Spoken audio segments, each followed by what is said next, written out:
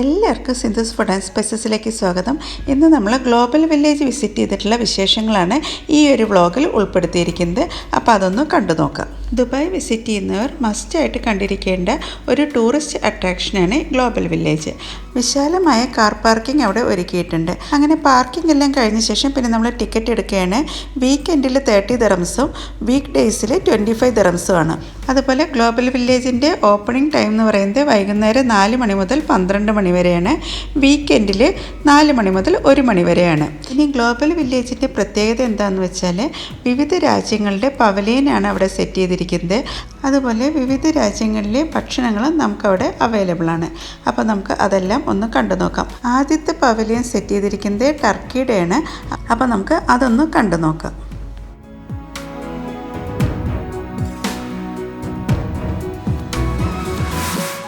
ഇവിടെ നമുക്ക് പലതരത്തിലുള്ള ഡ്രീം ക്യാച്ചറിൻ്റെ കളക്ഷനാണ് കാണാൻ സാധിക്കുന്നത്.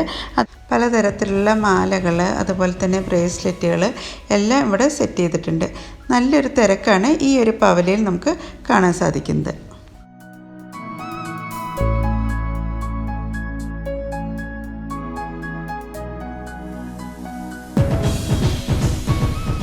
ബ്രിസ്കോ ഫുഡ് സ്റ്റാളിൽ നിന്ന് നമ്മൾ വാങ്ങിയത് ഓവർലോഡഡ് തിരാമിസു ലാറ്റെ. മസ്റ്റായിട്ടും ട്രൈ ചെയ്യേണ്ട ഒരു ഡെസേർട്ടാണ്. ഇത് വളരെ ടേസ്റ്റി ആയിട്ടുള്ള ഒരു ടർക്കിഷ് ബ്രെഡാണ്. ഇതിനകത്ത് ഹലോമി ചീസാണ് ഫില്ല് ചെയ്തിരിക്കുന്നത്.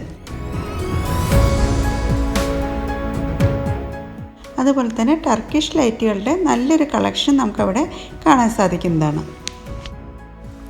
വിവിധ തരത്തിലുള്ള കാർപ്പറ്റുകൾ, അതുപോലെ തന്നെ സ്റ്റോണ്, അതുപോലെ തന്നെ പെയിൻറ്റിങ്സ് എല്ലാം നമുക്കവിടെ കാണാൻ സാധിക്കുന്നതാണ്.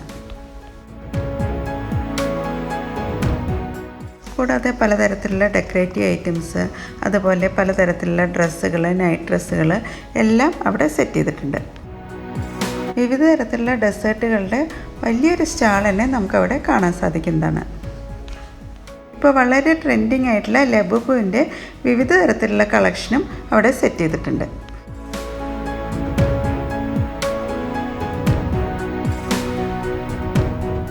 പല നിറത്തിലും വലിപ്പത്തിലുമുള്ള ഒലീവ്സിൻ്റെ നല്ലൊരു കളക്ഷനാണ് അവിടെ കാണാൻ സാധിക്കുന്നത്.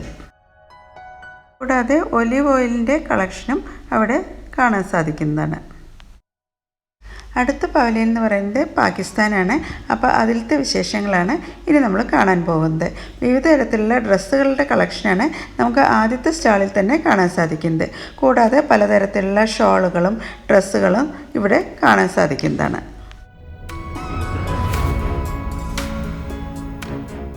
ക്ലേ പോട്ടുകളുടെ വിവിധ തരത്തിലുള്ള കളക്ഷനാണ് അവിടെ സെറ്റ് ചെയ്തിരിക്കുന്നത്. ഇനി നമ്മൾ കാണാൻ പോകുന്നത് UAEയുടെ പവലിയനാണ്. അപ്പോൾ അതൊന്ന് കണ്ടു നോക്കാം.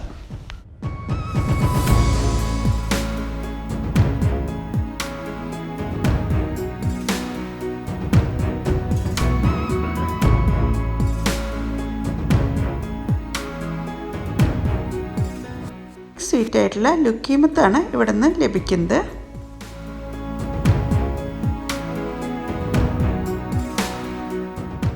പല നിറത്തിലുള്ള ഫ്യൂച്ചർ ഓഫ് മ്യൂസിയത്തിൻ്റെ സ്റ്റാച്യു അവിടെ സെറ്റ് ചെയ്തിട്ടുണ്ട്.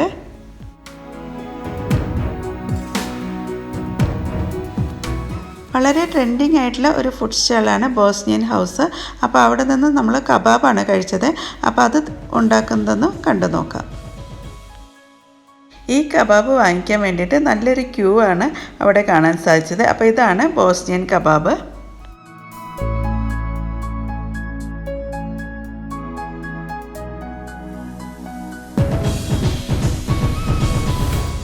അടുത്തായിട്ട് നമ്മൾ കാണാൻ പോകുന്നത് ശ്രീലങ്കൻ പവലിയനാണ്.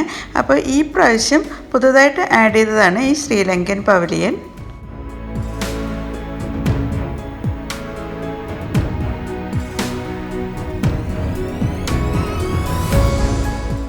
വളരെ വ്യത്യസ്തങ്ങളായിട്ടുള്ള സ്പൈസസും അതുപോലെ തന്നെ ടീ കളക്ഷനുമാണ് ഈ ശ്രീലങ്കൻ പവലിയനിൽ സെറ്റ് ചെയ്തിരിക്കുന്നത്. നിരവധി ഡെക്കറേറ്റീവ് ഐറ്റംസും അതുപോലെ തന്നെ ബുദ്ധയുടെ വിവിധ തരത്തിലുള്ള സ്റ്റാച്യു നമുക്കിവിടെ കാണാൻ സാധിക്കുന്നതാണ്.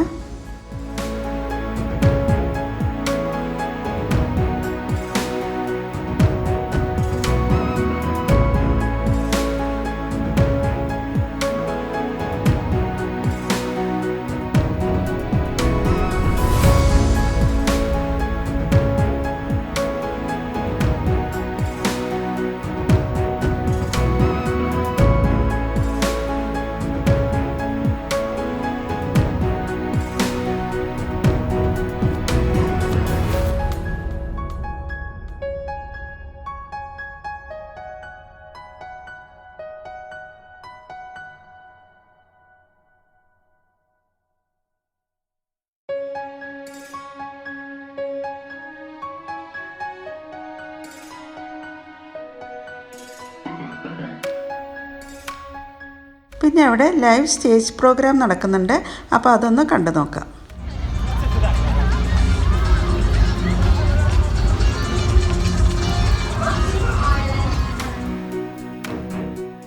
അടുത്ത പവലിയനാണ് സിറിയ.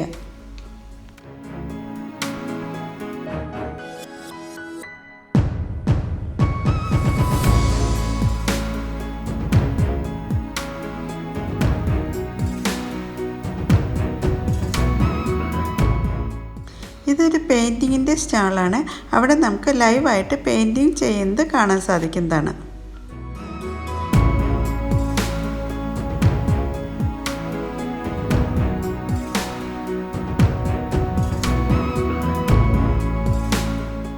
അടുത്തൊരു സ്റ്റാളിൽ നമുക്ക് വിവിധ തരത്തിലുള്ള ഫർണിച്ചറുകളാണ് സെറ്റ് ചെയ്തിരിക്കുന്നത്.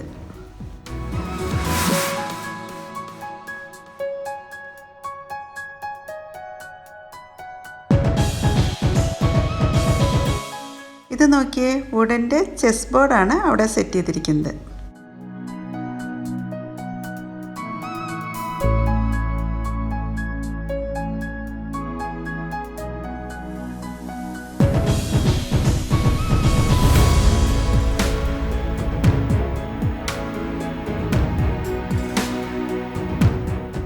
അതുപോലെ ഇതാ ഒരു വാൽക്കണ്ണാടി അവിടെ വെച്ചിട്ടുണ്ടായിരുന്നു. പല സ്ഥലത്തായിട്ട് ലൈവ് സ്റ്റേജ് പ്രോഗ്രാമും നടക്കുന്നുണ്ട്.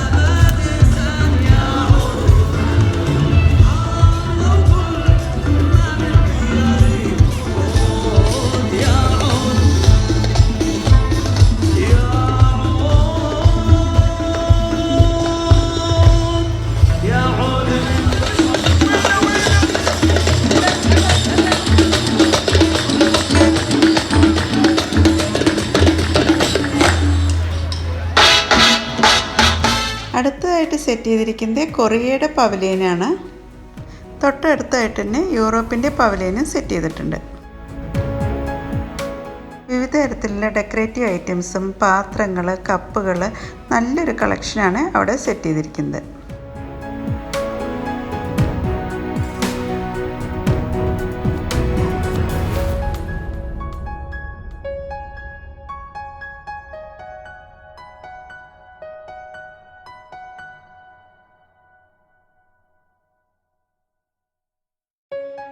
വിവിധ തരത്തിലുള്ള മോതിരങ്ങളും പെൻഡൻറ്റുകളും നമുക്കവിടെ കാണാൻ സാധിക്കുന്നതാണ്.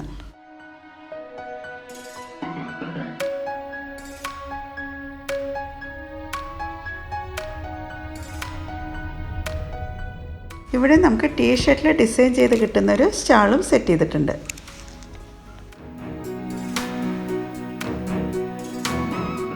അടുത്തതായിട്ട് ആഫ്രിക്കയുടെ പവലിയനാണ് സെറ്റ് ചെയ്തിരിക്കുന്നത്. വുഡൻ കൊണ്ട് പലതരത്തിലുള്ള ഡെക്കറേറ്റീവ് ഐറ്റംസാണ് ഈ ഒരു സ്റ്റാളിൽ നമുക്ക് കാണുന്നത്.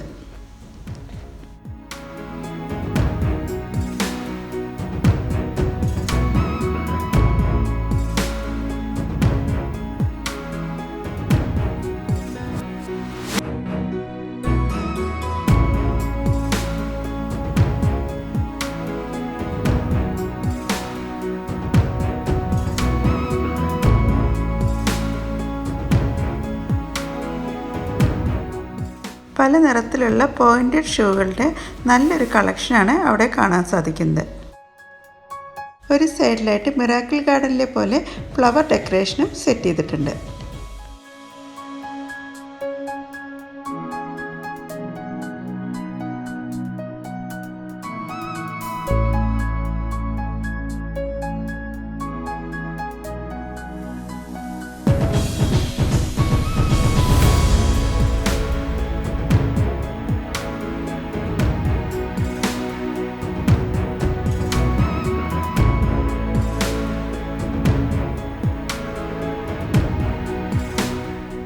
ക്രോഷ്യ വർക്ക് ചെയ്തിട്ടുള്ള ഷൂകളുടെ നല്ലൊരു കളക്ഷനാണ് അവിടെ നമുക്ക് കാണുന്നത്.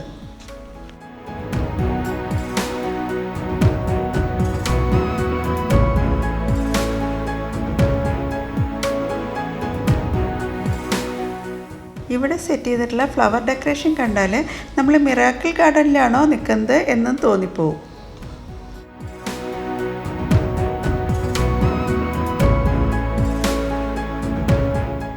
ഈ ഒരു ഭാഗത്തായിട്ട് ഫോട്ടോഷൂട്ടിനുള്ളൊരു തിരക്ക് നമുക്ക് കാണുന്നതാണ്.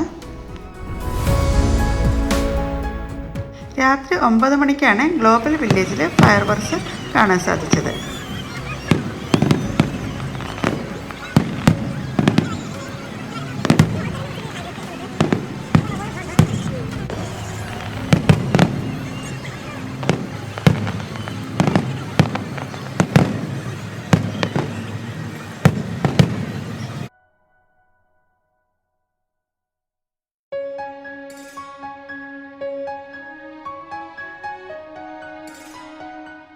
വിവിധ വലിപ്പത്തിലും അതുപോലെ തന്നെ കളറിലുമുള്ള ഫ്ലവർ വേസുകളുടെ നല്ലൊരു കളക്ഷനും അതുപോലെ ബേഡ്സിൻ്റെയും നല്ലൊരു കളക്ഷനാണ് ഇവിടെ സെറ്റ് ചെയ്തിരിക്കുന്നത്.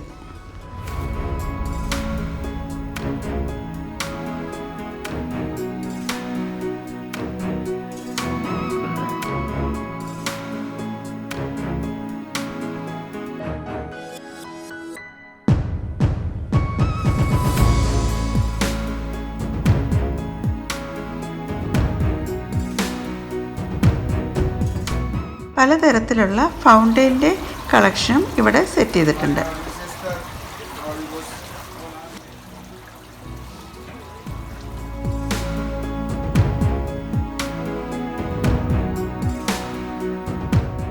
ഇന്ത്യൻ പവലിയനിൽ നമുക്ക് കാണാൻ സാധിക്കുന്നത് വിവിധ തരത്തിലുള്ള പേളിൻ്റെ കളക്ഷന് അതുപോലെ തന്നെ ഷോളുകൾ എല്ലാം ഇവിടെ സെറ്റ് ചെയ്തിട്ടുണ്ട്.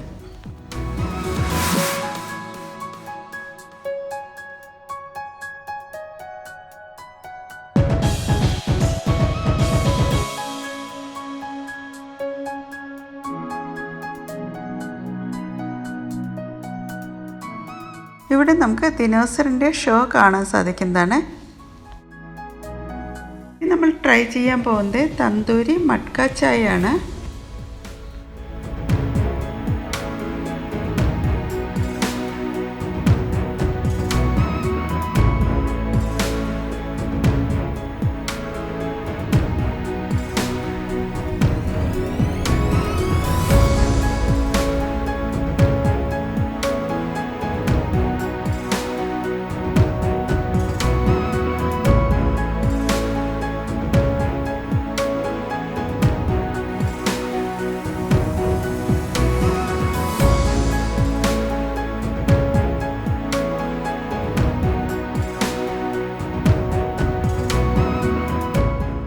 അടുത്തായിട്ട് നമ്മൾ വിസിറ്റ് ചെയ്യാൻ പോകുന്നത് മൊറോക്കോ പവലിയനാണ്.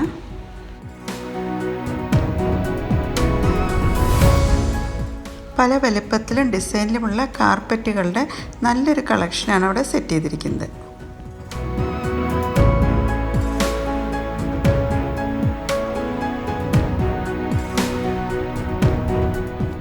അടുത്തായിട്ട് കാണാൻ പോകുന്നത് ഈജിപ്തിൻ്റെ പവലിയനാണ്.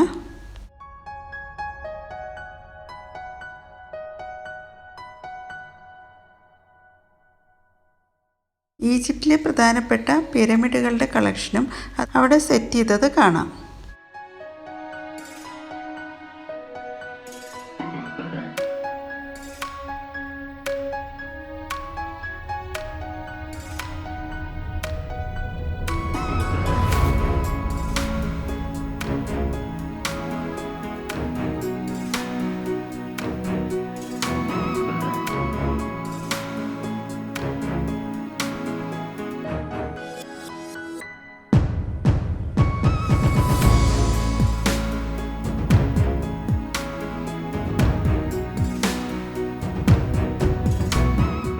അടുത്ത പവലിയനാണ് യമൻ.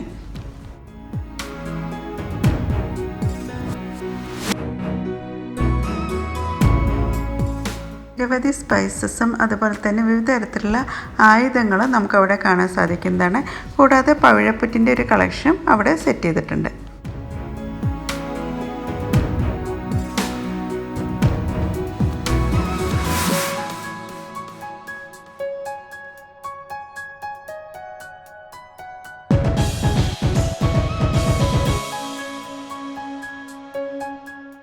കല്ലുകൊണ്ട് നിർമ്മിച്ച പാത്രങ്ങളുടെ നല്ലൊരു കളക്ഷനാണ് അവിടെ കാണാൻ സാധിക്കുന്നത്.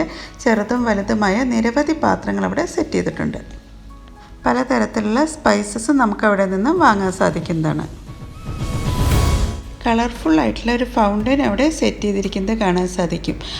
അപ്പോൾ ഗ്ലോബൽ വില്ലേജിൻ്റെ 30ാമത്തെ സീസണാണിത്. മെയ് 10 വരെയാണ് ഈ ഒരു സീസൺ ഉണ്ടായിരിക്കുന്നത്. അപ്പോൾ നിങ്ങൾ ഇതുവരെ ഈ ഒരു ഗ്ലോബൽ വില്ലേജ് വിസിറ്റ് ചെയ്തിട്ടില്ലെങ്കിൽ മസ്റ്റായിട്ടും വിസിറ്റ് ചെയ്യേണ്ട നല്ലൊരു ടൂറിസ്റ്റ് പ്ലേസാണ്. അപ്പോൾ എല്ലാവർക്കും ഈ ഒരു വീഡിയോ ഇഷ്ടപ്പെട്ടു എന്ന് കരുതുന്നു. നിങ്ങൾക്ക് ഇഷ്ടപ്പെടുകയാണെങ്കിൽ ലൈക്ക് ചെയ്യാനും കമൻറ്റ് ചെയ്യാനും അതുപോലെ ഫാമിലിക്കും ഫ്രണ്ട്സിനൊന്നും ഷെയർ ചെയ്യാനും മറക്കരുത്. Thank you for watching. നമ്മൾ 6:30ക്കാണ് അവിടെ എത്തിയത്. 10:30 ആയപ്പോഴാണ് നമ്മൾ അവിടെ നിന്ന് തിരിച്ചു പോരുന്നത്.